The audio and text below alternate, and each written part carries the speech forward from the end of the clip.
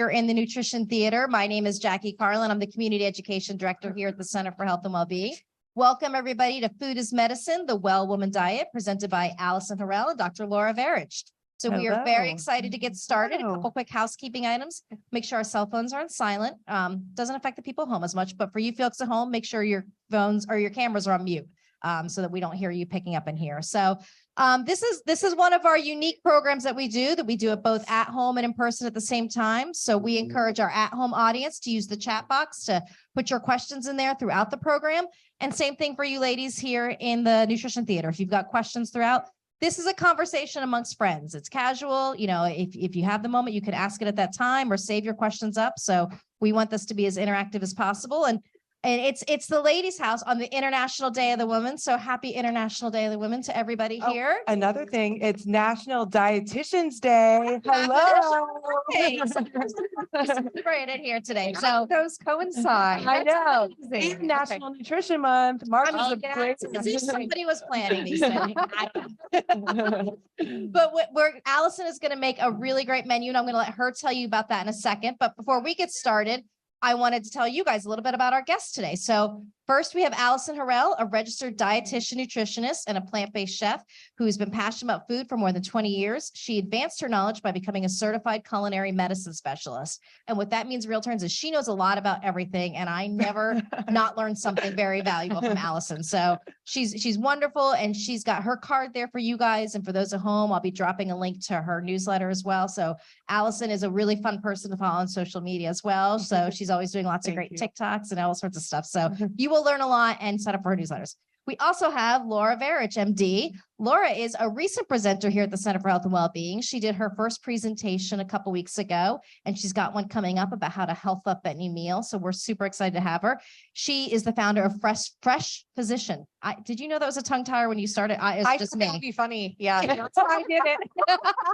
I have done this every time I've introduced her. Freshphysician.com. I'm going to get there eventually. So it grew out of a desire to turn back the tide of chronic diseases such as weight gain, heart disease, cancer, diabetes, high blood pressure, depression, all those things that are really plaguing our society today. Dr. Varich's in-depth research with medical literature revealed there's hope for improved health for all of us. So she will tell you more about her experiences, and she's really got a fascinating backstory as well. So we're so thrilled to have her as part of the team here. And one last thing, those of you both in the room and at home will receive a survey after this program. Please complete that survey. It helps me so much. It helps Allison and I pick which topic she'll be covering next. Let's say there's a type of food you've always wanted to learn how to cook, a specific ingredient, or a disease that you'd like to cook for. Those are things that we really take. And just, anything else here at the center that we can do to help you on your health and well-being journey. Okay, without further ado, I'm going to let you two get started. All right. So today I'm going to first go over what we're going to be cooking so that Dr. Laura can get, or Dr. Varich. No, go ahead. Dr. Laura is Dr. Laura good. Can talk to you about the Well Women diet and how to support us as females. Today, we are going to be doing a plant-based burger. I'm going to be using 3 different types of beans. And the reason why I'm choosing a plant-based burger is I really want to bulk up the fiber and phytonutrients from plants into our diet. So I'll be doing the plant-based burger. We're also going to be doing the sweet and savory cauliflower salad. This got raving reviews the last time I did it. Hello. And so I thought I'd bring that instead of having like a starchy vegetable on the side of your burger. We're going to do a cruciferous vegetable. And we will be doing a dessert, which is going to incorporate some fruit and also healthy fats. And I'm going to be making a chocolate mousse out of avocado. So it's very tasty. And so I look forward to that. So I'm going to get started because I need to put the cauliflower in the oven, and I just preheated it to 400, and I'm going to roast the cauliflower first, and I'm going to drizzle a little bit of olive oil onto it. And I also like to use avocado oil spray or olive oil spray because it makes me not use as much oil. So I will use a little bit of olive oil and then some spray. When I'm home roasting my veggies, I just use this and spray it. So, and while I'm doing that, you can get started and talk with whatever you want to talk about. Okay, great. Well, Yeah, I think as Jackie mentioned, just a quick background on my story. So I have actually been a pediatric radiologist for my whole career. I was at Stanford in California for the first half of that, and then I was here at Advent Health for half of that. And the reason that I'm here talking about nutrition now is because I was really noticing in the last 10 years or so, at the time that I've been here in Central Florida, just within the same group of kids, how much worse kids' health has gotten. Diseases we didn't see in kids that we see all the time now. I know you guys know about diabetes, kids having diabetes now, type 2 diabetes, kids having, of course, a lot of obesity and kidney disease and all these things. For me, it was inflammatory bowel disease is what really set my mind going, because I have a lot of that in my family. We have a lot of members with inflammatory bowel disease, things like Crohn's disease and ulcerative colitis. These are really tough diseases. And we're starting to see kids 6 years of age, 7 years of age with these diseases that are going to affect them for their whole life. And so I thought, okay, there's something really wrong happening here. What is that something? And, as a physician who doesn't train in nutrition, right? We didn't back in the day. It was a big surprise to me when I just really dug into the research and saw that, wow, it's our food. It really is our food. It's our lifestyle. There's other factors too. We have stress. We've got lots of things in our environment that maybe aren't helpful for us, but the food is number one. The food is what's causing us to have the health issues, whether we're adults and now that we're kids, even our kids are having it. So that's what kind of got me going this route. And then I got my certificate in lifestyle medicine. And so I could just get out and educate about lifestyle medicine and how we can really turn around disease and prevent disease by what we do in our lifestyle, particularly with our diet. So anyway, that's what brings me here. And I guess I wanted to, Allison gave me a list of her recipes here, and I haven't tried. Well, I've tried the chocolate mousse with the fruit before. I love that. Haven't tried the other recipes yet, but it's really fun to look through these. They sound like they're going to be great. Oh, that's okay. You setting your timer? Yeah. So she was talking about the fact that we're going to be using some legumes here in the diet. In the recipe. Do people use a lot of legumes? And the word legumes, okay. The word legumes is, it basically refers to all those dried beans. They're the dried seed of a legume plant, it could be a lentil, it could be a chickpea, it could be a bean, or it could be a pea. But the dried kind, we're not talking about like the fresh peas that you would find in the grocery store, or the pod peas. It's different when it's the dried bean of those plants. So for many reasons, those actually turn out to probably be the number one food for our health. Legumes, number one food for our health. They are great at preventing disease, and also they're great for longevity. So if we can, we would love to get more beans in our diet. And we're going to talk about at the end why having a variety is really good. I'm going to end with a challenge for you guys at the end, but why variety is really good. So I love the fact that this recipe has 3 different types of legumes in there. That's really great. And they all have sort of different different values to them. Like this one, because it's a black bean, has a lot of phytonutrients that some of the others don't have. So the mixture really makes it nice. Yeah. Go ahead. And I just wanted to point out, we started talking about this when some of you were coming in. You can buy canned beans. I always rinse them off just to get the extra sodium off of it, because sometimes we don't have time to make beans from scratch out of the bag, even though it tastes absolutely delicious when you do take the time to do it.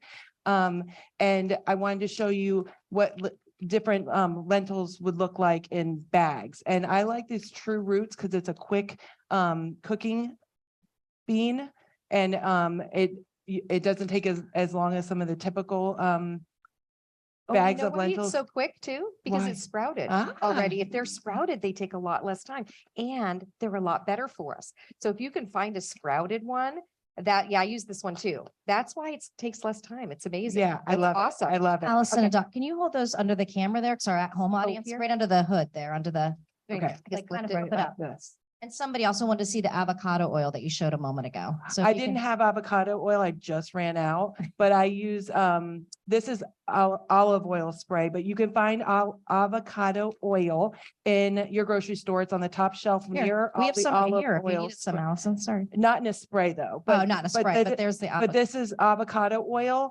that you can use. The reason why I like avocado oil is because it has a high smoke point, and you can cook it at higher temperatures, like up to 400 degrees. So olive oil you still can use for what I'm doing today. It's totally fine.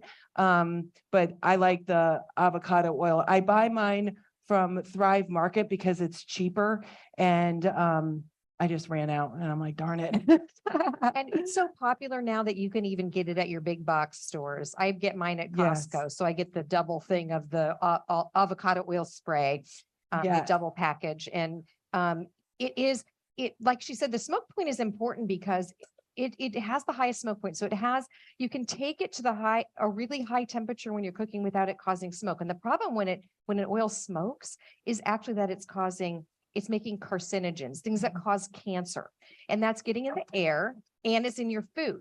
So we really want to be careful about cooking with oils that can take high heat if we're going to be cooking at high heat. So what I usually recommend, and I think Allison, I think she does the same thing too, is for low heat cooking and for things like dressings, I use olive oil because we know it's a super healthy oil, right? We've seen in the Mediterranean diet, and it's been shown over and over again that olive oil is very healthy for us. But if I'm going to cook something, especially if I'm going to get up to somewhere around 400 degrees or above that, I will definitely use avocado oil as my oil of choice. So like if I was going to roast a vegetable, usually you do that at high heat, I'm going to use avocado oil. So I don't take a chance of there being that smoke happening with the food. Yes. And I poured out the liquid that comes from the black beans and the chickpeas just to show you what it looks like. And you can use that as a substitute for eggs when you're making like baking or something like that. So for the black beans, I would use it in a brownie recipe because it's darker.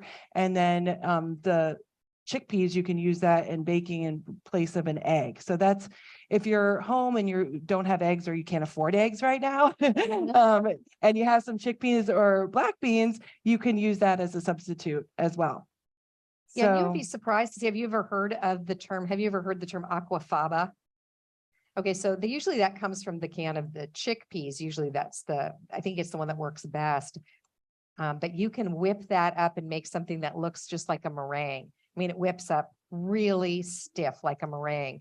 You could use it instead of meringue. So you can use it, instead of eggs. It's a really cool thing to do. Who knew, right?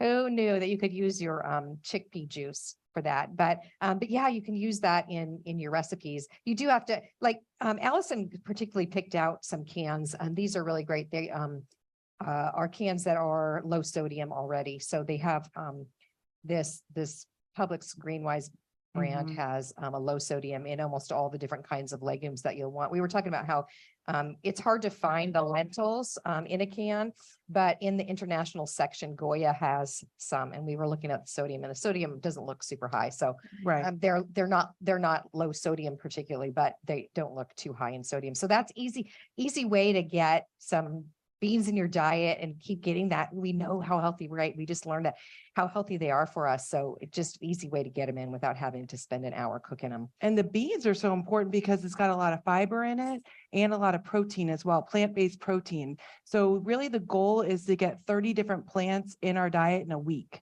So you have to be really intentional and not eat the same thing every single day. So having that's why I chose the 3 different beans in this recipe so that we can have a variety of different plant-based proteins into our diet. Yeah. So that's going to be the challenge for you guys. So is going to be to think about how to get 30 different plant foods in your diet every week, in your meals. And you're going to see, I think we're going to add up today what we've got. We probably have 30 in the meal today. Probably. Right? So once you start thinking about it, it's a super fun game to play, but once you start thinking about it, it's actually pretty easy to do. It just means mixing it up a little bit, right? You're not going to just have the same thing every day. Yeah. I know you need to blend. So I'm going to let you do I'm going to blend. It's going to be a little bit of time, but so you could, can you talk over at all? Or does anyone have any questions while I'm blending this up? I put in here mushrooms that I've sauteed. And the mushrooms have an umami flavor. So that's going to give it more of like a meatier flavor. And I added some oats. I like using oats because it's soluble fiber, another way to add in some more plants instead of using like a panko breading and stuff like that. So I love adding the oats to it. This is the brand that I chose. I got that at Publix. Yeah, I like that brand. Uh-huh.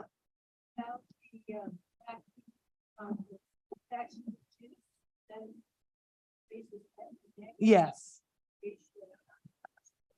I believe it's one egg is 3 tablespoons. I Is think that that's right? One right. egg is 3 tablespoons. Yeah. Yeah. Yeah. Yeah. And everybody And- in the chat box was sharing where they found some things. People said they've got avocado oil at Trader Joe's. Perfect. And then somebody said they found organic lentils in a can at Walmart.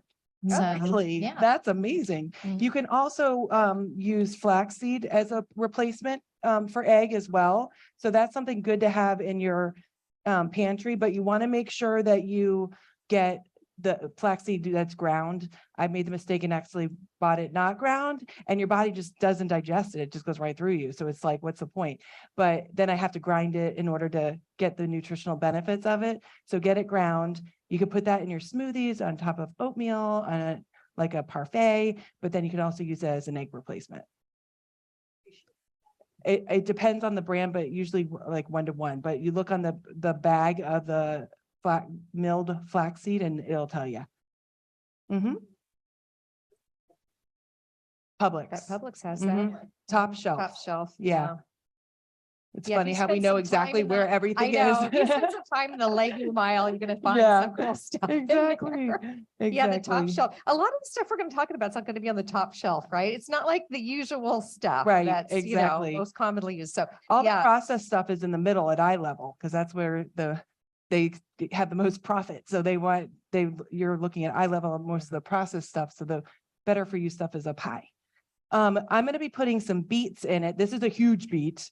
I ran the beets at my house looked kind of wimpy, and I wanted to show you how beautiful it can be with the greens and stuff. And you can actually saute the greens and eat the greens as well. Use the whole part of the beet. And on the way here, I went to Publix because I wanted to show you it in its raw form, and these are ginormous. So I didn't use this big. I probably would use half in this recipe. I happen to I always have these on hand, beets in a bag. I had just gotten these delivered from Thrive Market. So I used one of these beets. If you're going to cook a beet, what I like to do is put my oven about 350, 375, wrap it in some aluminum foil, and then put it in there for about 45 minutes. And it makes it so much easier to get that outer shell or outer crust off of it, outer skin off of it.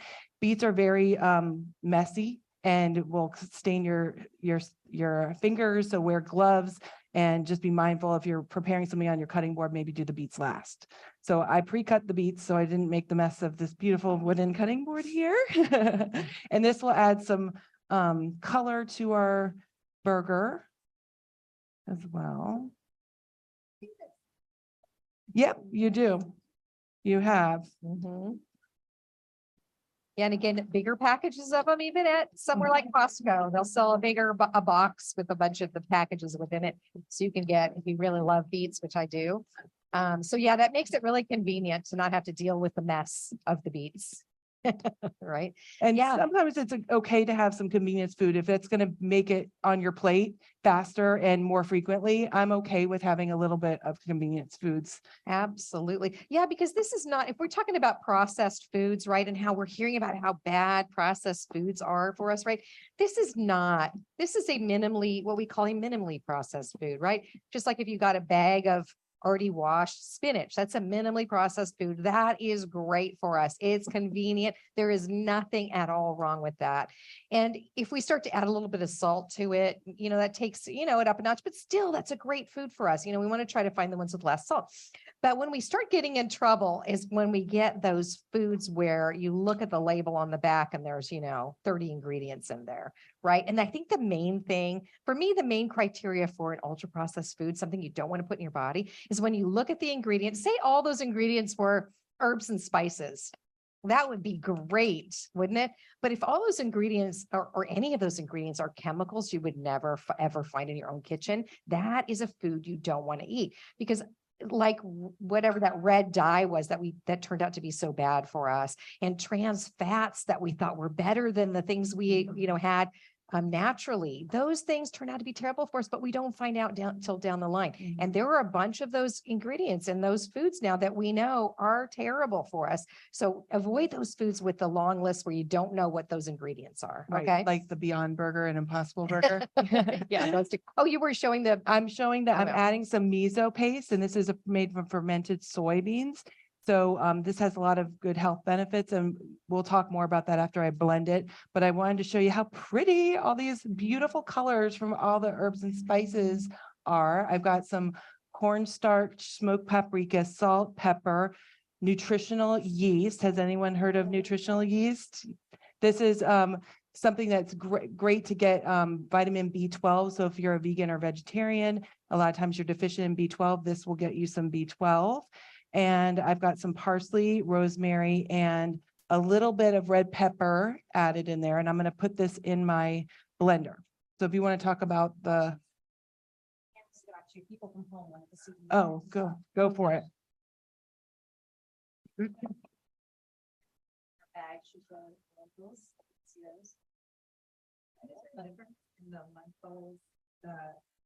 I get to use the brown ones, but I see the red ones. It depends on the recipe and like what you're using it for. yeah, the red ones really break down pretty quickly, right, Allison? So they're a lot of times used for things where you need a really soft texture, whereas the brown are sort of intermediate. If you get the black, they stay more firm. So it just really depends the recipe, but yeah, get a mixture of them. They're all really good. And you could make them and then freeze them. So I'm all about convenience and batch cooking so that you don't have to get the kitchen dirty every time you eat a meal.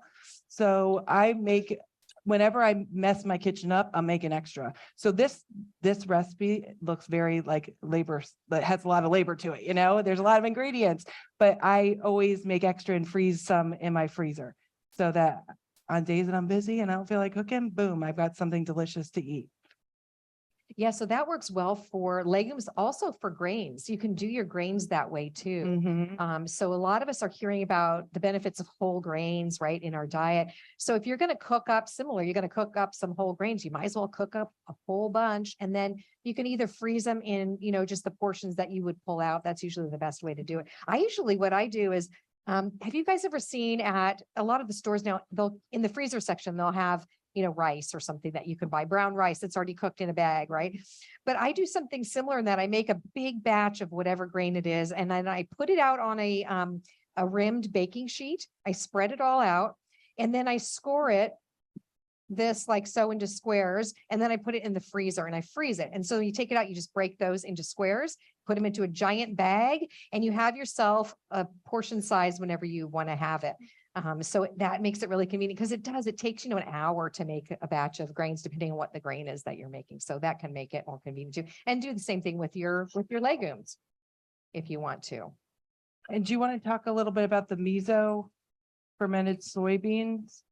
I'm just cleaning up so I can. Sure. Yeah. mix. Miso is really great food because it has the benefits of soy, which anybody have concerns about soy?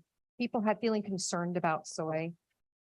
Okay. That's the biggest concern I hear from people all the time. Yeah. And it's really a problem because what happened is early on, some information got out into the medical literature that soy caused breast cancer. You guys have probably heard that, right? That was study done in mice that never, ever transmitted to humans when we or transitioned to human research. And human research has been shown over and over and over again. There have been what we call meta-analysis. It takes a look at all the different research studies that have been done and combines them all together. There's been meta-analyses of meta-analyses on soy, showing over and over again that it's preventative for breast cancer. It's preventative. It turns out that soy, the estrogen, the phytoestrogen means plant estrogen. It acts differently in our body than does our own estrogen. So we know that estrogen in our body, estrogen levels are high, right? If we take exogenous estrogens, we can make the levels of the estrogen in our body higher, and it can cause breast cancer, right? Well, it turns out the plant estrogens, it actually blocks the receptor. It binds to a different estrogen receptor than does the animal-based estrogens, and it actually blocks the effect. So we actually lower our risk of breast cancer, significantly lower our risk of breast cancer if we eat soy foods. And this is this is one that I remember because it is so amazing to me, is even if you already have the diagnosis of breast cancer, and it doesn't matter what type you have, if you add more soy foods to your diet, if you're eating more plant-based and you add a lot of soy foods to your diet, your rate of relapse. So you would have a 50% chance of just eating a Western diet of not having recurrence of your cancer. So 50% of people are still going to have a recurrence just across the board if you eat the Western diet. If you eat a plant-centered diet that has a lot of soy food in it, you have a 90% chance of surviving versus 50%. It's huge. It's a huge difference. So women and men, soy is great. And there was also, you may have heard about soy causing man boobs in men. Men worry about this, right? They worry about the whole man boob thing. That was also just a kind of a one-off story that has never really shown to be true at all. And actually, soy foods are really good for men too. It's great in preventing prostate cancer. It's really good against the hormonally related cancers, ovarian cancer and breast cancer and prostate cancer and those sorts of cancers. So really, really good for us. Okay, so I went way off topic, right? I was talking about miso. So miso is a soy food. It's from fermented soybeans. So it has the benefits of fermentation, which is also really, really great for us. We're hearing about our microbiome and all the bacteria that are really important for us, right? So this is a fermented product, which is great.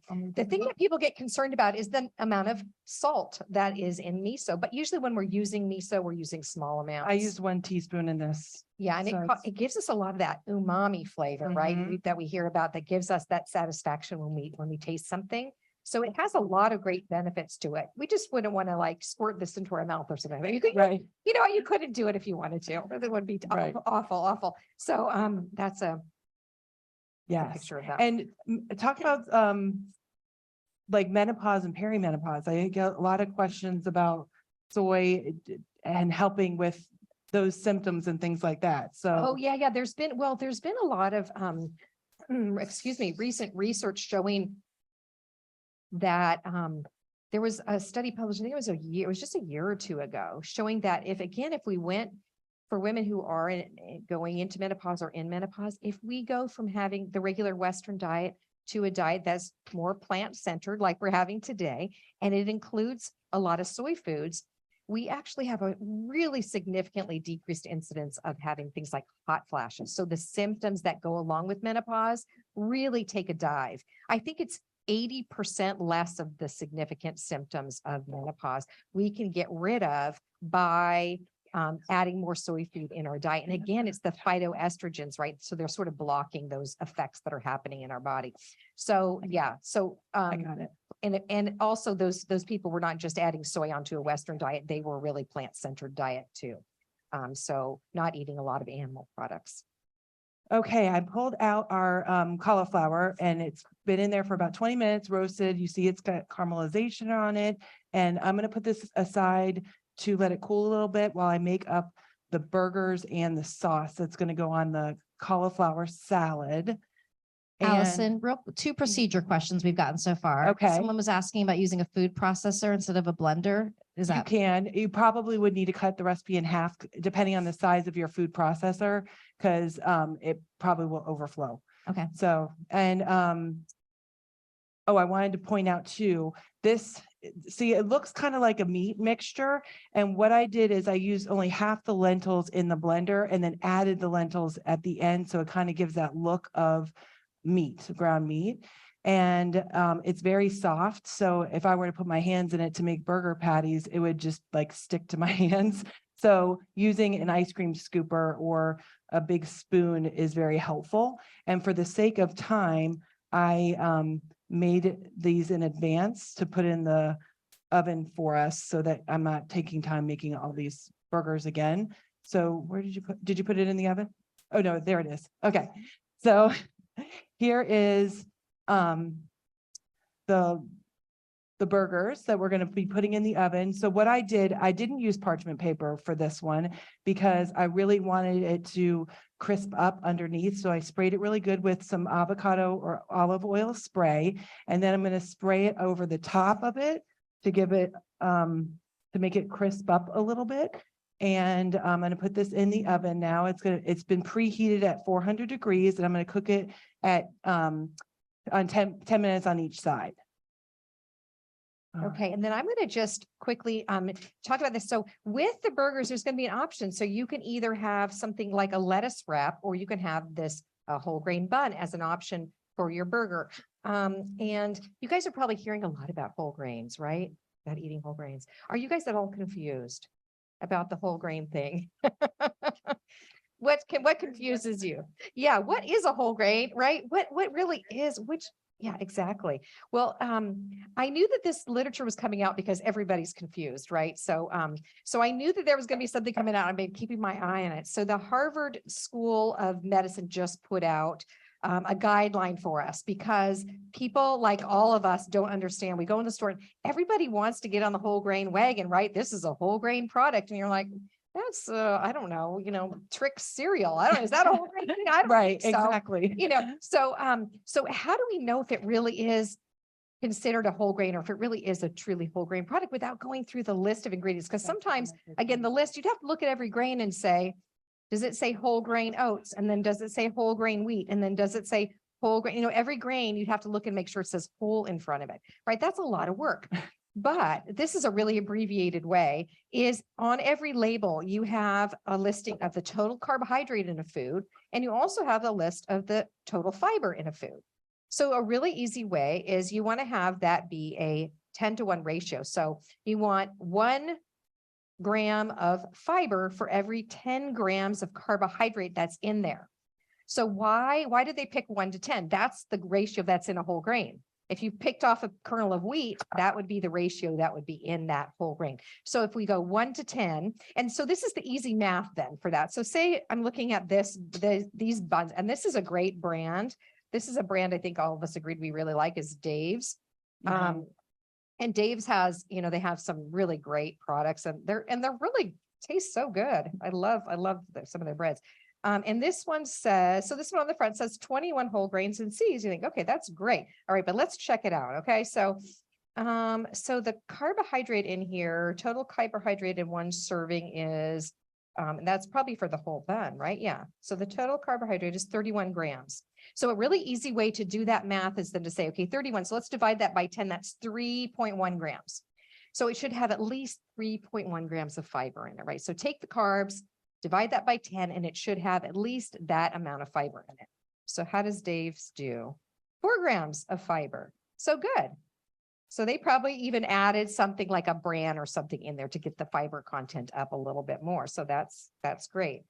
So that's a really easy way. So I love that there was an answer to that because I think everybody's confused right now. So Totally. Yes. also, what makes a grain a whole grain? Like what's a whole grain versus a what? What's the other one? A what? A grain. Just like they call it a refined grain, right? We start taking out sort of the nutritional part of that. And why would we do such a thing to a grain? Why would we do such? Poor grain, right? But the reason that it's done is to make it more shelf stable. So we take a grain, now whole grain has, on the outside, it has the fiber. And then a layer that's kind of just inside of that is the germ part. And those 2 layers actually have some of the healthy fats in them and have a lot of the nutrients in them. Well, those things go bad if we let them sit out. Those are the things that are going to spoil. If we take all that off and we're left with the pure carbohydrate, that doesn't spoil. So we can just stick that on our shelf. There probably no bug's going to eat that. I don't know. There's not much left there. The pure carbohydrate, that's what's going to last. So we take that and we put it into some of their food and we can have like a Twinkie that can sit on the shelf for 20 years. So that's how it's happening. Yeah, it really was to make sure we had food security, right? Because the wars and everything, and we knew we were worried about whether there be enough food for people. So it was a way to make sure that we had security in our food supply, that we had stuff that was, that could sit and then be ready to eat if we ran into trouble. But the unintended consequence of that is that now those kind of foods are the majority of what we eat, right? The majority of the food that we eat is made from things like that, where we've stripped away the good stuff and we've left the sort of pure carbohydrate or pure fat, and then tried to combine those into a food-like substance, right? And that's those ultra processed foods we were talking about. Right. So And then I love how it has the seeds and stuff and like some oatmeal on top of it as well. Dave's also makes a burger it's white done right. So it has whole grains in it. But if you have picky kids like I do, that passes the picky kid test. they won't notice. Yeah, they notice when there's They stuff on notice the that, top. like, They're what's that on "Oh." top? They don't like that. Yeah, exactly. Okay, I'm making the sauce for the cauliflower salad, and I wanted to point out a couple things to you. So this is a nub of my ginger root that I have used. The recipe calls to grate the ginger. I didn't read the recipe when I was prepping for this in advance. Hello, that's like 101 what you should do. So, but I also want to show that you can make adaptations. Say you don't have a grater at home, or you don't want to get your fingers all bloody trying to grate the garlic. You can mince it up. So what I did was mince up the garlic really well. And, sometimes people think that they got to peel the garlic with a veggie peeler. There's an easier and better way. You can just take a spoon and get the skin off that way.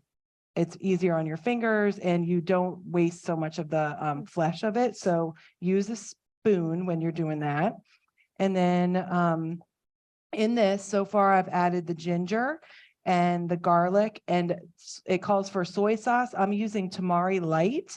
This is a gluten-free alternative to soy.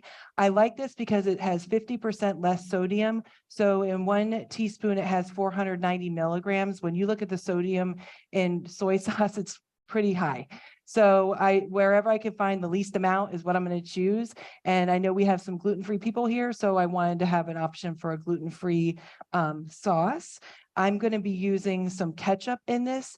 And have you guys seen how much sugar is in ketchup?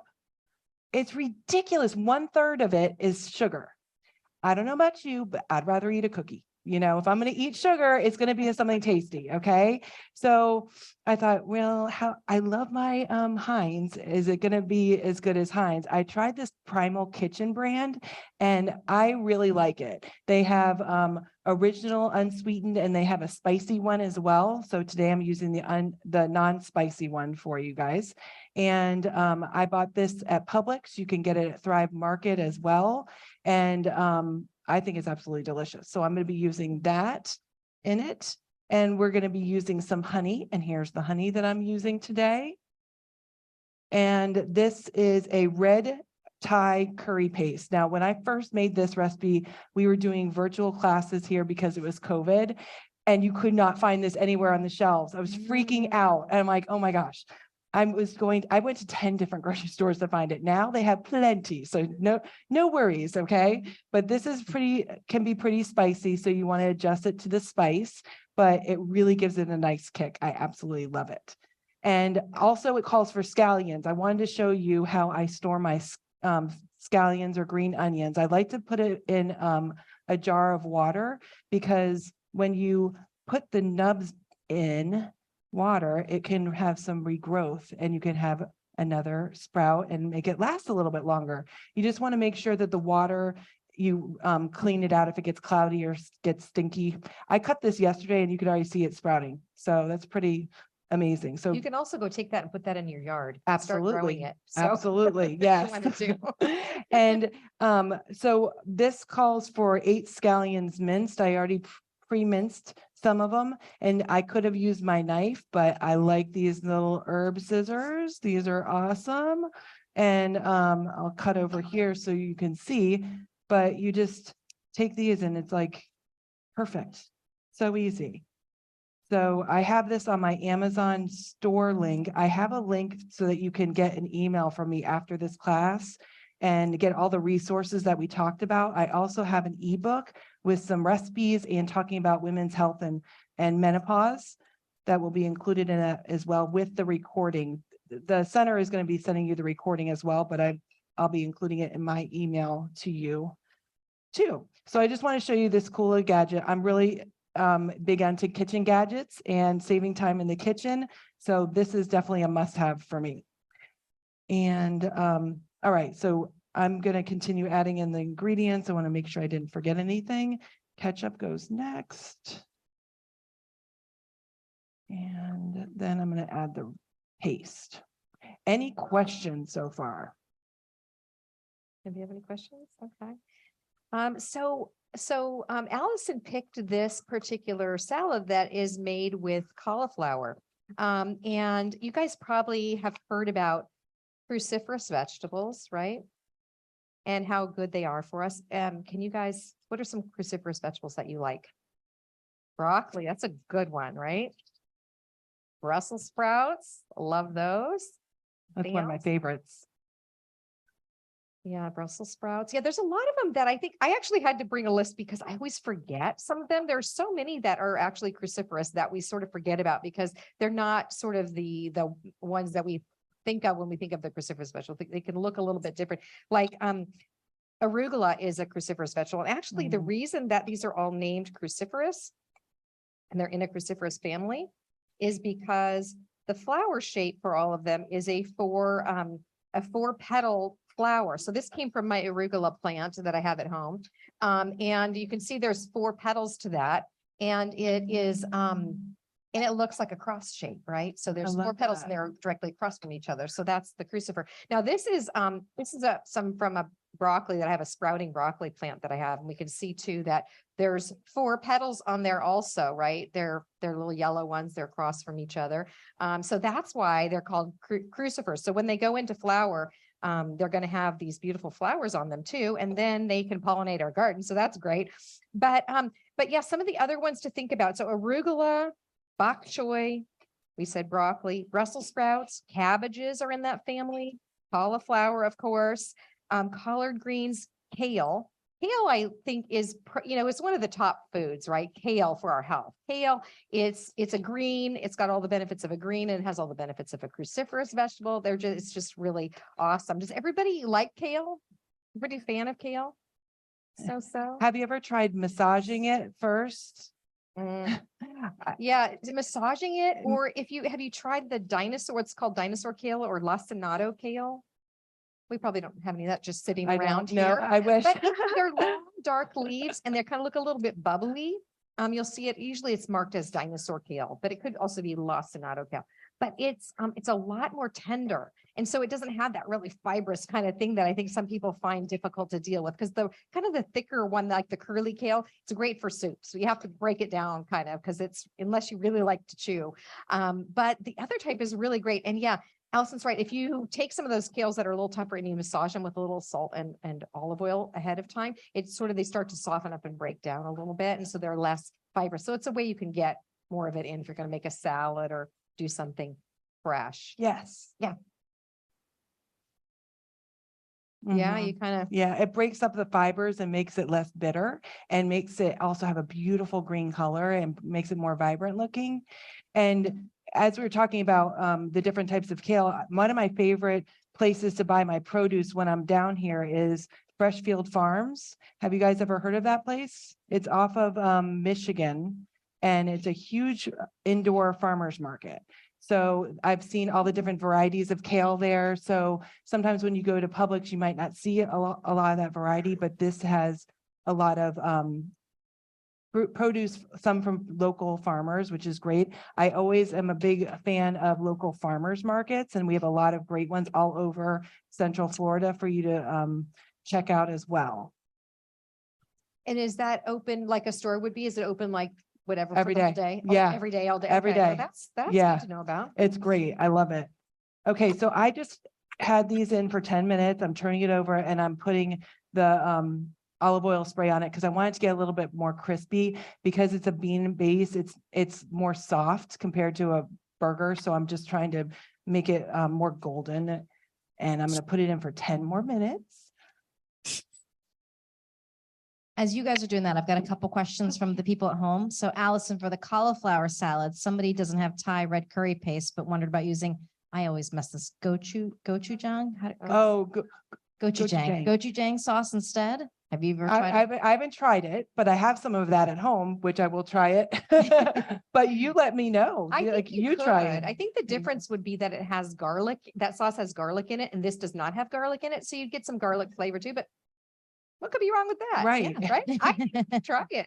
Try it. And Yeah, then- you're just going to do it to taste so that you get the amount of heat that you need. This question is for you, Dr. Laura. When you talked about, putting the rice in the freezer and doing single servings, we're all trying to use less waste. And someone was wondering if you had any ideas for rather than using plastic or Ziploc, is there any way to store that isn't so single-use plastic? Or- Yeah, well, there's a lot of, you guys will see that there's a lot of, I don't know what you were going to say, Allison, but there's a lot of multi-use bags out there, like they're made of silicone bags that have like a zipper on them and you can just keep reusing them. I Can actually you bring brought one with you today? I was just brought looking one. for it. I brought Awesome. little flowers in it. Yeah, let me show Where'd it this go? one.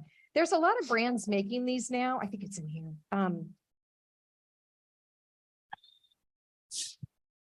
Yeah, this is one. And they come in a lot of sizes. So, that's an option for sure. And the other thing that I do too is if I get, so this is what they look like. And it has a Ziploc. It's not always the easiest thing to do, but you have to just line it up in the middle and then go out to the sides and then it will close. And they have it's a little different bit sizes, trickier. definitely. Yeah, they have lots of Big different ones. sizes. They even sell those at CVS. I was shocked when I was like, what is that doing here? Yeah, But yeah. but they sell them at That's CVS crazy. Yeah, too. Target has them and yeah, you can find them in a lot of places. So that's an idea for something like that. Or just, if you use something like a Ziploc for something like that, if you're using a plant product in that bag and it's not like super saucy and whatever, I just keep rinsing and washing and reusing them over and over and over again until they finally, Yeah. break down. So yeah, I do appreciate that question though. So yeah, And- we want to find ways to not. Yeah. not And use like you plastic. said, freezing it on a cookie sheet and scoring it, you could put it technically in one big That's what I bag. do. I put Yeah. them in throw them into one giant bag. Yeah. And then, yeah, exactly. So you don't have to be using a lot of little bags. Right. Uh-huh. And I put them in the oven, then pop them out on a cookie sheet and freeze them and throw them in my shake. Nice. Oh, I love that. I love that. That's a great idea. I love using a cookie sheet to put like soups and stews in it, freeze it. I've even made like leftover, my mom makes this amazing cheesy casserole, but I'm the only one in the house that eats it except for my mom and dad who are visiting. So I freeze it in the cookie sheet and I just can pop it out after when I want one serving for me. So it's perfect. Okay. And I so- know Allison knows this. I was going to show the microplane, but we Oh. talked about the garlic and ginger. Oh, Just as yeah. to Oh, show, 'cause yeah, some people are yes. saying You could use this to do your ginger, or you could do like a box grater, or you could use a food processor. So there's a lot of different things that you could do when you're doing your ginger. And this has the cauliflower in it. We put our sauce in. I'm not putting all the sauce in because I want to make sure you guys are okay with the temperature before I do that. Does anyone in here not like cilantro? I love cilantro. Okay. Mhm. Sometimes people taste cilantro and they have a soapy taste to it. And that's actually a genetic thing, it's in your DNA that, yeah. So, and it's real. I can understand it because I absolutely love cilantro, but I wanted to make a special portion for you if you didn't like it. And then anybody have any peanut allergies? Nope. Okay, perfect. So I'm going to be adding some cilantro to this. And I use my handy dandy scissors to make it easier on me.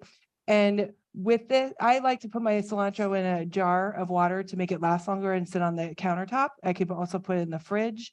And for this, I didn't cut the stems. If I were putting this like into a sauce, I could like in a blender or a Cuisinart, I might put the stems in just for sake of time. But since I didn't want you biting into some stems and stuff, but the stems are actually very flavorful and not bad to eat. It's just a matter of mouthfeel that I was going for. And then got our That looks peanuts. beautiful. And then I'm going to put some lime This is, I like using a juice or citrus reamer, and you put the flat side down and it kind of makes it go inside out so you get the most juice out. If you don't have one of these, you can just use your hands. That's totally fine. But like I said, I'm the queen of kitchen gadgets. And I'm like, but it's work, honey. I could totally need this purchase. So I'm just going to put some. Yeah, and of all the gadgets to get, that one you're gonna love. Yeah. If you don't have one of those, I And it works on recommend your it. hand grip strength, which we all need to do as we get older, okay? My dad in the car growing up, he would have that thing that you would do.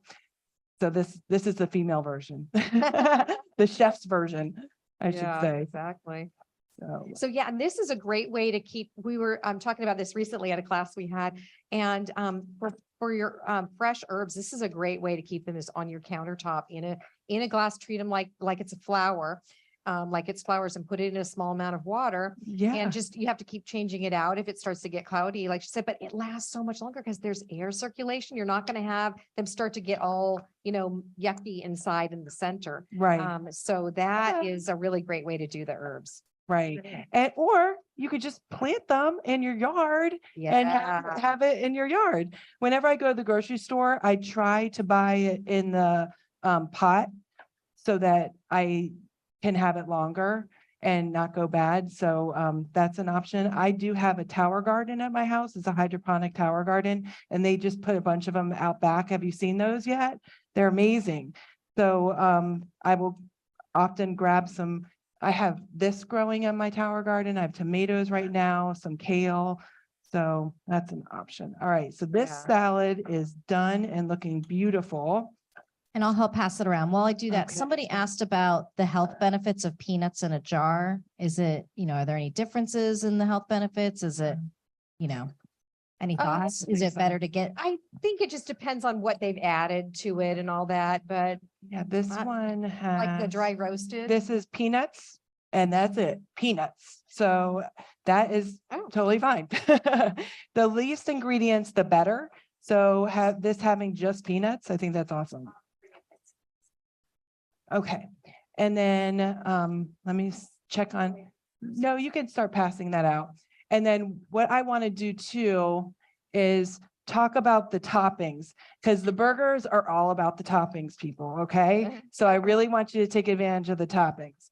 We've got two choices for you for the outside, the buns that we talked about. We have the romaine lettuce if you don't want gluten or you're avoiding carbs for some reason. And carbs are not the villain, okay? We need carbohydrates for our brain, and you actually want to have the carbohydrates earlier in the day so your body can utilize them. But if you have a gluten intolerance, that has gluten in it.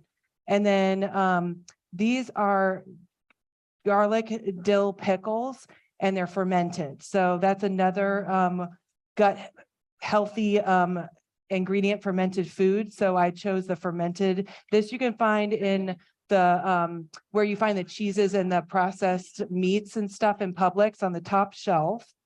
I chopped it up for you so it's easier to keep on your bun.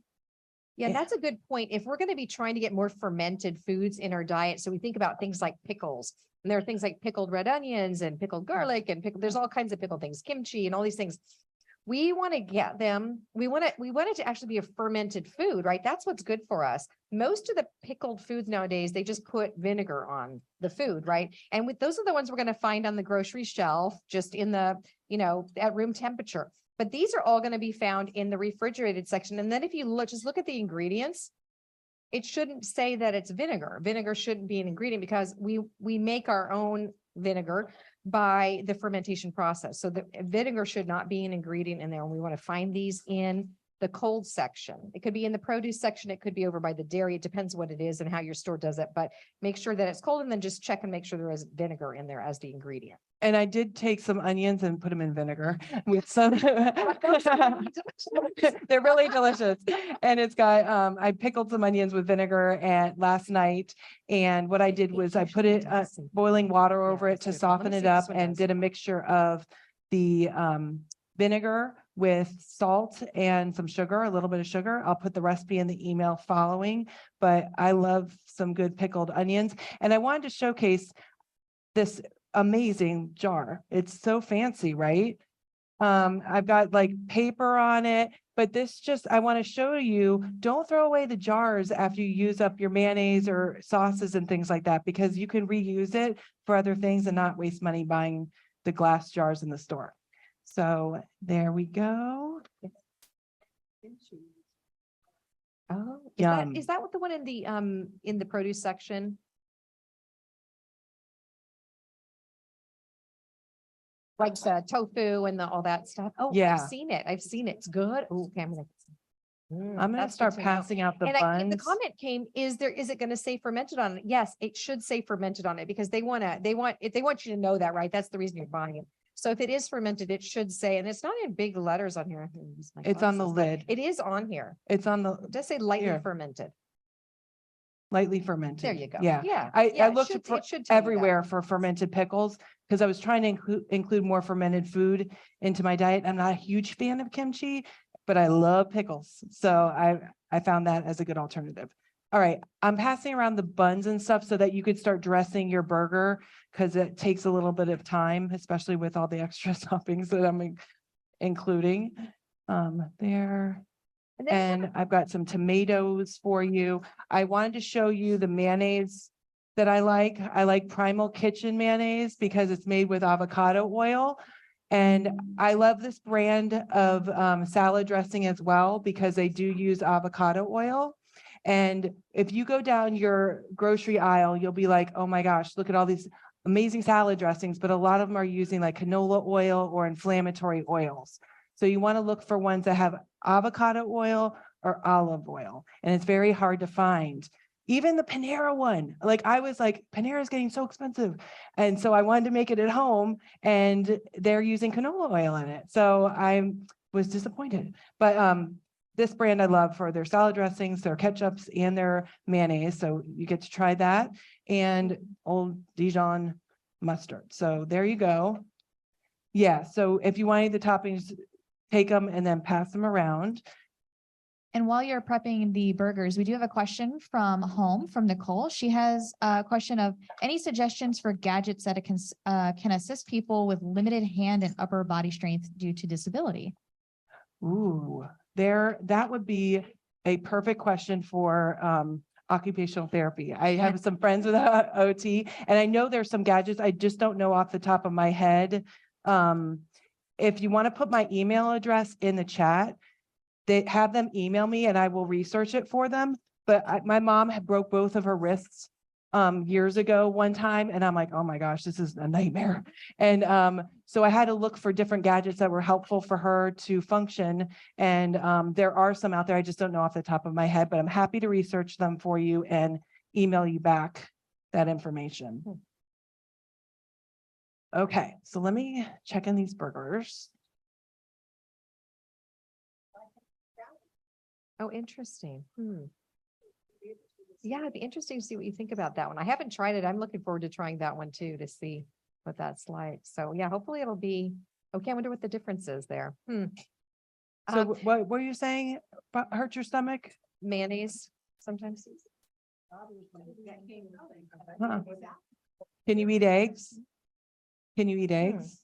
Okay. Oh, interesting. Odd. Yeah, sometimes we don't know why our body doesn't like something, especially if there's a lot of ingredients in there. It's hard to get to the bottom of what it is that's bothering us.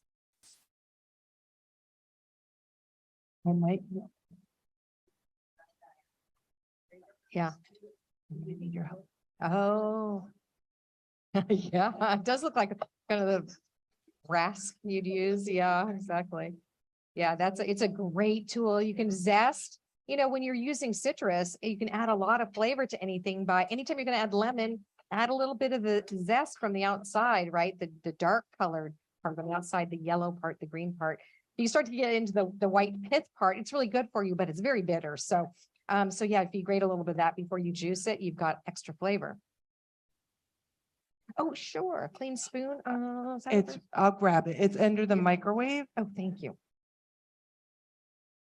Okay. Perfect. Does anybody need anything else? There we go. I have another one too, if we need.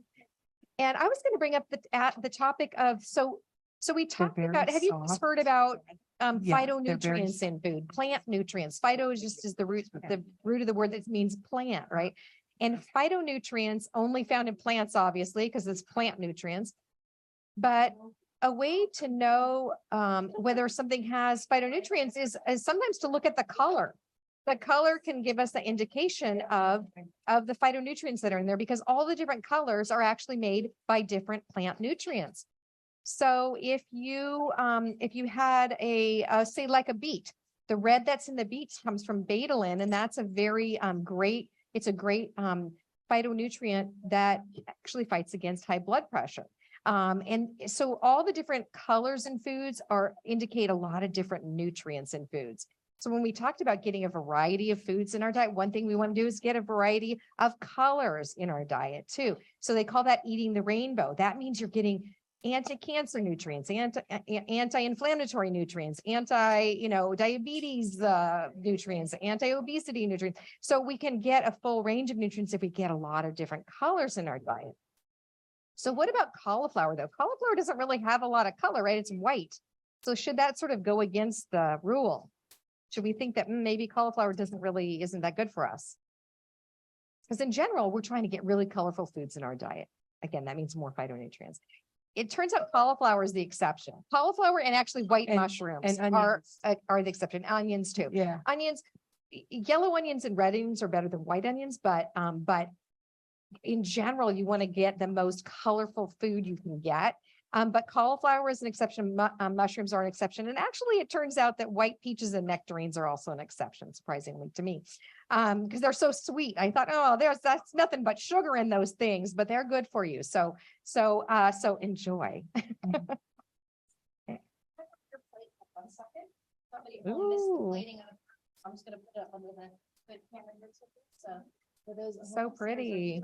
burger with the cauliflower salad and the red onions and So pretty. good stuff. Oh, can I get a picture of that? 'Cause Oh, that looks gorgeous. colors. Can you, I want, take it, this, and you get in it with me so we could take a picture together. This Oh, looks so awesome. pretty.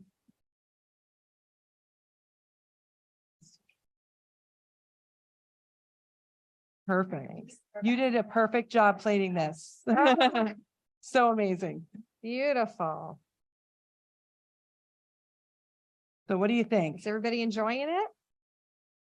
Do you think you could, how many of you here are vegetarian or vegan? Okay. So do you think this is something that you could swap out for those that you do eat meat? Do you think this is something you could swap out? Yeah. I eat green beans. That's the only bean I eat. Really? When I walked in, I saw all these beans. Oh, good. I'm so glad. Good to hear. And that's why I love these classes, because you probably wouldn't make this at home. Never. Yeah. And so you're being exposed to different ingredients and things in a different way. So it changes your attitude about those dishes. I was that way about cauliflower. Oh, you're probably like, oh no. And you're liking Why, that. why did I sign up for this? The flavor. Mhm. And that goes back to the 30 different plant-based sources per week. So in the burger, how many plants do you think we had?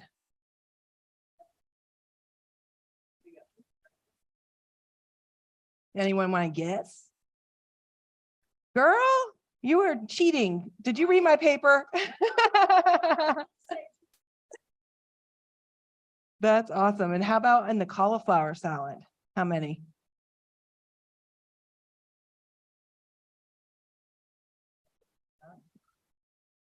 Ten, 6, or 12, because all the different spices and herbs and things like that count towards it. So 15 plus 12, we're already almost at our 30 for the week, and we haven't even touched dessert yet. So let's look at dessert. While you eat, I'm just going to be getting my station set up. So just enjoy eating, ask questions. Yeah, if you have any questions, please let me or Allison know. Here we go. Somebody asked from home, have you ever made your own mayonnaise? Since we were talking about mayo in here. I've Either of you never ever done try that?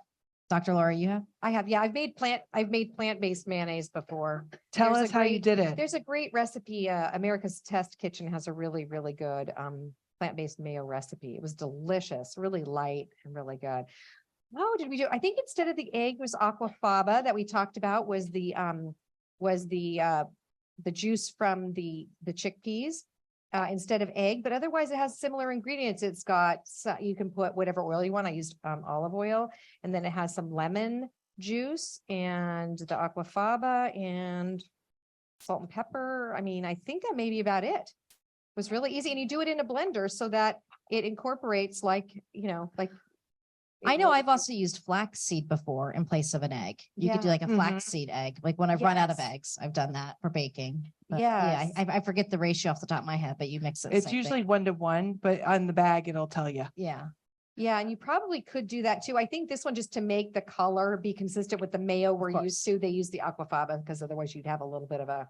This was going in a Brown. cake, so I didn't care as much. Yeah. What? This was going in a cake, so I didn't care as much. Exactly. Yeah. That's a great substitute. And flaxseed is one of the superfoods. So the more flaxseed we can get in our diet, the better. I think it was it Gandhi who said, where flax goes, health follows. So flaxseed is really one of the top foods for our health. So that's kind of a Similarly for- motivator to use it in your baked goods. So Yeah. that because you're getting omega-3 fatty acids in there and other health benefits and having a plant-based source. And then So, cake is a health food. So, yeah, you know. totally. Makes Even- it totally and healthy. Even more than just the flax egg, you could put an extra tablespoon or two of flaxseed, ground flaxseed in almost I put them in my anything. Yeah. I put them in my smoothies Yeah. every time I make one. Yeah, Yeah. in a smoothie. That's a great thing to do. That's a great thing to do. Adds a ton of nutrition. And the avocados, you could squeeze them and feel that they're ripe. But another thing that you could do is by peeling off the stem and seeing it what color it is. It's bright green in there, so I know that that's going to be a pretty avocado when I open it up.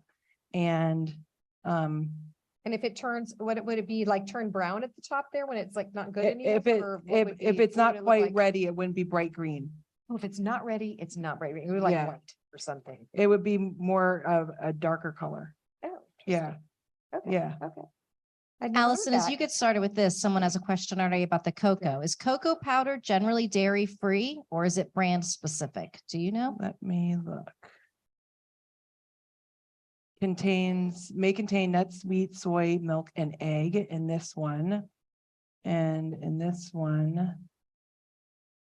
Oh, boy, you're But I think testing my that's- eyeballs. But I think that's just the way it's processed because it really, the only ingredient is cocoa Yeah, with alkali to make it a little less Bitter. acidic.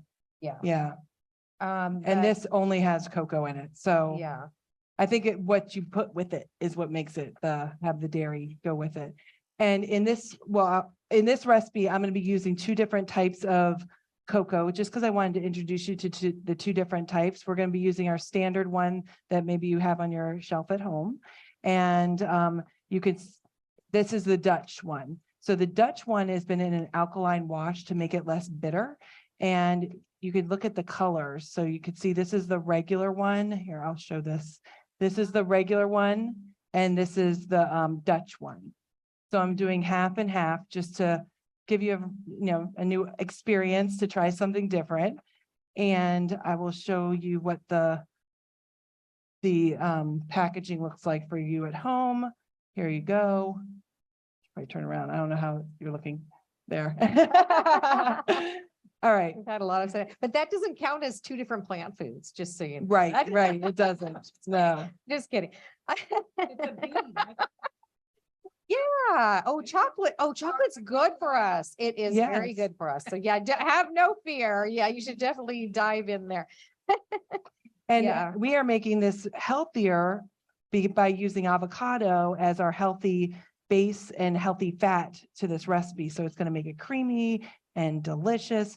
And what I'm doing is I'm cutting the avocado around the pit and then opening it up. Look how pretty that is. Those are So, like, perfect. I don't know if Beautiful. we have, oh, you can see me over here. Perfect. Awesome. We do have a composting bowl over here. They have a service locally that comes and helps them compost their waste.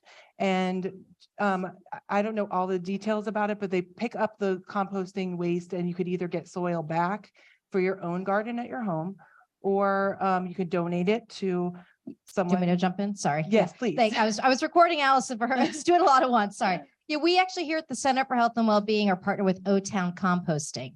So we have some great big bins in the back. So we at Nourish Coffee Bar and Kitchen compost all of our food scraps, and we do it here in the cooking classes as well. And it's a really great program. I think I don't have the latest numbers off the top of my head, but in the last 3 months of the year, last year, we were already diverting 2,000 pounds of food waste from the landfill just in that time period. That's So amazing. and it's a really great, there's a lot of different options when you partner with O-Town. You can either, as Allison was just saying, donate it towards them and they'll use it around town. I just saw in my neighborhood in College Park, a whole front yard was O-Town compost on Love the it. front of it. Or you can get back a bag of soil of a year. My edible education friends that are here visiting might know more about it than I do, but They you can correct me compost you can correct me They if I'm wrong, compost but their yeah. own. Yeah, that's true. Okay. We have But- the expert composter over here in our gallery. Excellent. Excellent. But yeah, it's a really, it's back to the conversation we had earlier, just finding ways to eliminate all of our footprints as much as possible in small, meaningful ways. Yes. Yeah, that's great. And can you see what I'm doing over here? What I'm doing is I'm taking the half of the avocado and I just take a spoon and scoop it out. I could take this if I wanted to and slice it up and put it on my burger, on my salad, or for this purpose, I'm just putting it in the blender. And I'm going to wash my hands because I got all avocados all over them. Okay, so what is making this a healthy dessert? Because avocado has a lot of fat in it, right? Avocado is a very high fat food. What's making this a healthy dessert? It's a healthy fat, right? Right. It's a healthy fat. It's the fat in an avocado is the same. It has the majority of the fat is monounsaturated fatty acid, which is the same as in olive oil. So it's a really, really healthy fat for us. We know it's great for our heart and for fighting disease and things like that. So that's really great. So, but how is that different than say you were making a recipe and you're going to use straight olive oil in it or straight avocado oil in it? It's got a healthy fat. The great news about this, using an avocado like this, is that we're using a whole food, right? We're getting all the elements of that food, of that whole food in this dessert. So there's fiber in there. Would you believe that avocado is one of the highest fiber foods out there? I know. Isn't It that is one of the shocking? highest fiber foods. When you look at the list of high fiber foods, avocado is almost always right at the top. It's got a lot of soluble fiber. That's the one that fights heart disease, right? It helps bind our cholesterol and take it out of our body. So it has a lot of fiber. That's terrific. It has phytonutrients in there, right? We talked about. So this is a whole food product. And what happens if say she's going to blend this up, right? So there's fiber in there, but does that destroy the fiber then if we're going to make it smooth, make this whole thing smooth?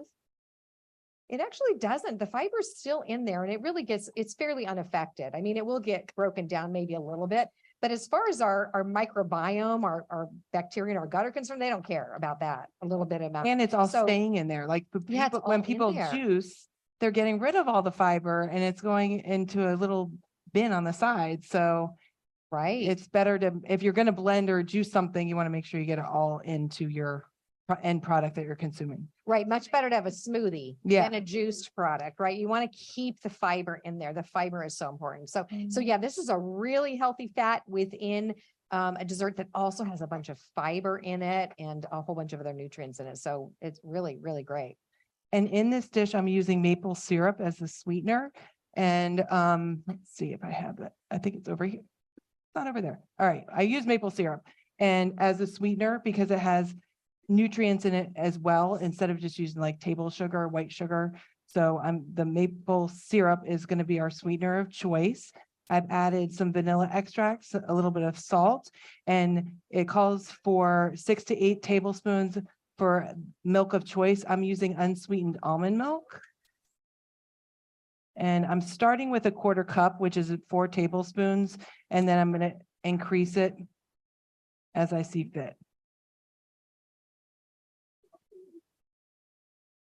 Oh, agave syrup instead? Sure.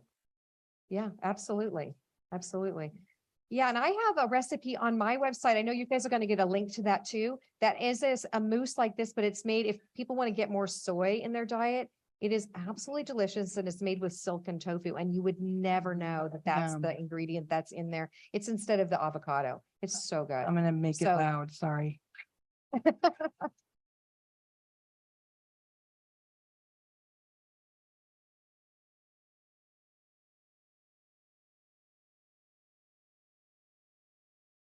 Look at I'm- that, how beautiful. I'm gonna add some Looks like more. brownie batter. Yeah, it needs more water. So now I'm at 6 tablespoons of water, milk. Now I'm at 6 tablespoons of milk. Let's see how this goes.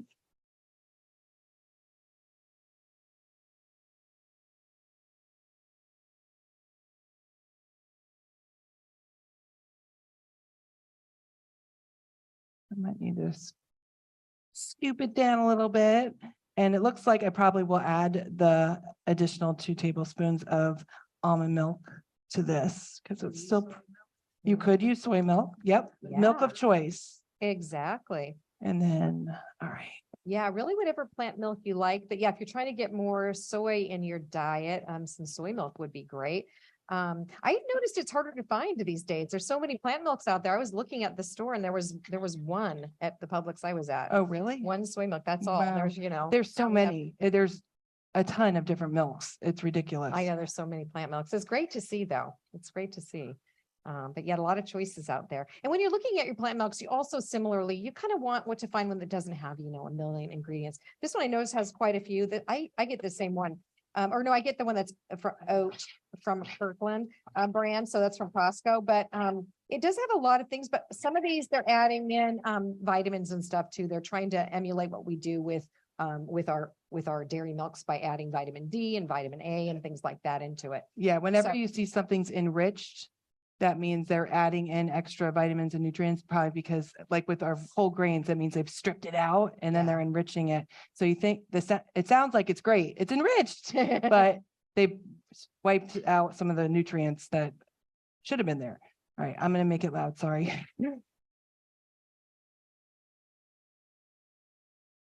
Does what?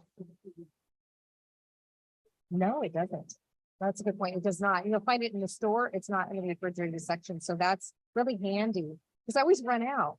I only have so much room in my fridge and I ran out, but there you get a whole case of it. And you get sick there. How much what? I'm gonna bring it over.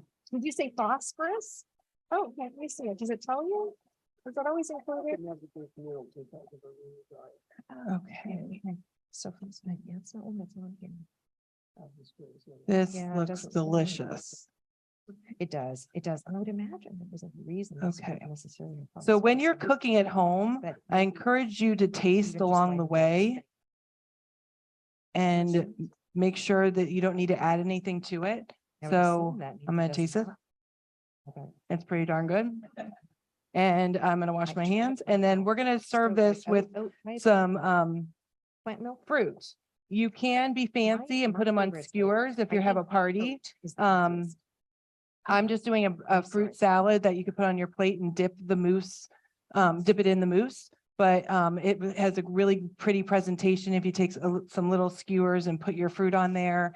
And I challenge you when you're having a party to not tell anyone what the mousse is made of and see what they think. I say the same one with the tofu one. Nobody would ever know. I don't tell Mhm. people in there. I go, oh, this is so good. Yeah. So, yeah, Surprise. absolutely. You don't need to say anything. But then when, like my kids now know better, they're like, what is in this? Because I've tricked them with brownies made with black beans and they're like, something's up. All right. That's another great recipe, black bean brownies. You Yes. put black beans in there. You don't know they're in there. Do you Keeps them guys really want moist. a different plate or can you move? Okay,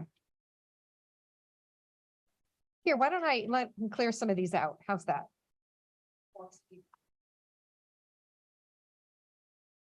Yeah, I'll take that. Okay. You? Mm. You keep that? Okay, all right. You want me to take your plate? Is everybody? Are you still going? They're gonna bring you another plate for the dessert if you'd like. Either way, she said she could bring you a new fork too if you want, but Did I hear someone say they'd never eaten a beet in their life? okay, Or- sure. Oh, make sure you drink a lot of water. Okay. Because beans have a lot of fiber in it, which is a very good thing, but if you were to just automatically change your diet up and you're eating a lot more fiber than you're typically used to, you might have some belly pain. So you want to, when you're increasing the amount of fiber, you want to kind of go slow and let your body adjust to it. And you always want to make sure you're getting enough water as well. And we need at least 21 to 25 grams of fiber in our diet as women. 25 for 50 and under and 21 for 50 and over. And men need like 38 grams. And when you think about an apple, it has about 2 grams of fiber in it. So you have to kind of be intentional about meeting that fiber goal.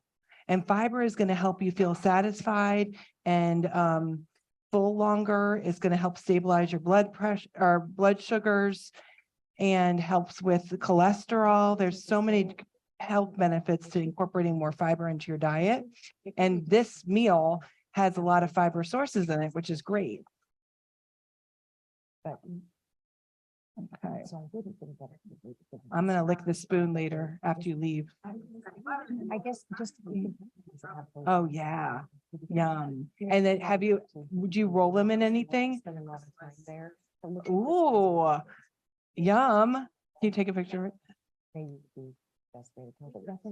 Oh. Okay. Yeah, I know it is. I've done it. I've rolled it in hemp seeds. So to add, oh, thank you. To add additional healthy fats to it. It's very good. Very tasty. Let me see. Wow, it's so pretty. I think it just, Yeah. So it started- yeah, Oh, yes, I'm sorry.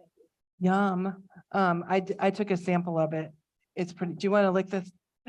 Okay, sure. I'm doing it. It's pretty good. That's awesome. That's very good. Thank you. And I love adding berries because they're fiber filled fruit and they're in season now. Does anyone go to the Plant City festivals? Down there. Did you stop and get any of the strawberries?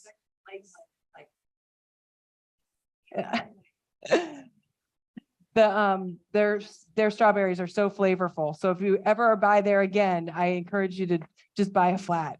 And then you could freeze them if you don't eat them fast enough. They're so delicious. And right now, today, BOGO strawberries at Publix. But that sale's done today. So if you want it, and I saw the Honey Crisp apples are BOGO as well. So go get those. Those are tasty. So, And blueberry season's just around the corner, yes, right? and we So have some you you can pick pick- blueberries Yeah. locally. Yeah, I live over in the west side, so I've been to the one over like in Mineola. Actually, our friends own it, and that's always fun. And then there's another one in Ocoee that's near my house that I've gone to. I've been to the one at Southern Hill Farm. Oh, that place is awesome. Southern, yes, Oh, yeah, that and sounds beautiful sunflowers, yes. Yeah, Oh, yes, yeah. nice. So what do you think? Were you surprised about the menu when you walked in and then pleasantly surprised? You like the chocolate? But it's a healthy fat and it's good for you. Yeah, it's so beautiful. Any questions? Is that online? It's online and I'll send you information in my email. I'll tell you what all will be in my email, but Thrive Market, I was so hesitant to do because it's a subscription. It's like Sam's or Costco. You pay a membership fee, but I found that it had a lot of the ingredients that I really like that are with less fillers and extra additives and stuff like the Primal Kitchen stuff. And yes, they have this at Publix, but they don't have all the different flavors. So I'm like, "Ugh, I'm going to try it and I'm totally canceling it within the first 30 days because I don't need another subscription, but I found it was cheaper than what I was finding at Publix. So I love it. And it delivers to your house. And I constantly am getting texts like, if you place your order today, we're going to give you $28 worth of something, you know? So I've gotten 2 full-size Primal Kitchen jars. One was a honey mustard salad dressing, which was absolutely delicious, and a full-size mayo, chipotle lime mayo. Like that's a huge value, free, just for placing an order. And they ship free if you spend $45. So if you plan it out right, it's good. And it has all your staples. It also has meat, wine, shampoo, soaps. It's all like non-toxic stuff. So it's good stuff. So in the email, I'm going to have a link to my Amazon store so you can see my favorite kitchen gadgets, some that I use here, some that I haven't used today. And then I have an ebook about nutrition and menopause. I'll include some recipes. You'll be added to my Tasty Tuesday email series where you get a recipe in your inbox every Tuesday. And then Thrive Market, I'll put the pickled onion recipe in there. And I think I have notes at home of what I'm going to include. So it'll be a surprise. Yes, I'm going to give you a piece of paper to write on it for our local people. Are you doing for emails? Yes, so let's If you pass want, I can both. send them if you want to use this, Do then we can one. take a photo of it and Perfect. share it. You want to Yes, do that? that would be And better. I have, if you're interested to kind of keep the information going, I have a whole website on just health mostly through nutrition, but through lifestyle. And I do a newsletter monthly, and that's always on whatever is a current sort of topic, maybe with the current research that's going on about what we can do to better our health. So kind of sorting through all that crazy stuff that's out there and figuring out what do we really need to know and how do we apply this to our life to stay healthier. So that newsletter comes out once a month. And if you sign up today, I'll get the last month's one out to you too within the next couple of days, so that you'll have that. And then there's just a lot of other resources there. Like I said, I have a lot of recipes too. So check that out. That's always fun. Mhm. And you have a class coming up too, right? We What have a day? class here on the 20 something. And it's going to be one of my favorite topics of all time. It's how to health up any meal. I So love take that. any meal, even if you're bringing home, takeout food. How am I going to health this up a little bit? Because I try to look at all my meals that way. March 21st, 11 a.m. So another time today. And is that going to be just in person or going to be webinar? Okay. Yeah, just in person. So yeah, for anything that you're doing, it's nice to kind of think I always do even at the last minute. I'm thinking of it while I'm doing it, but the last minute, how can I just throw some more, nutrition into this? Mhm. And so it's kind of a way to just take any meal and make it a little bit more healthy.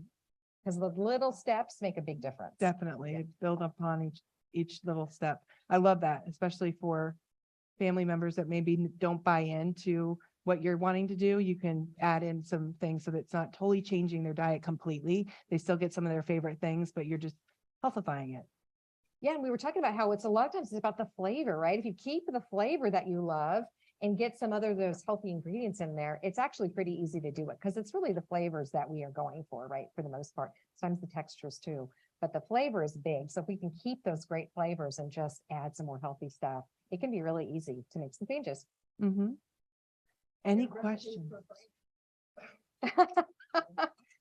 Yeah, well, I have information for that for sure. And there's lots of things we can that we know are good for brain health. So brain health would be a topic you would want to write on the post survey so that we can come back and do a brain health talk. Brain health would be a great one. So I think we all want that one, right? Mhm. We all want to be able to remember where our keys are. Yeah. Or Yeah. Yeah. oh, Where you live. all of those would be good Yes. to know. So yeah, for sure. That's a great topic. Any other topic ideas that you can think of? Yeah. Yeah, I know. Yeah. One Yeah. of the things to know is that they've been finding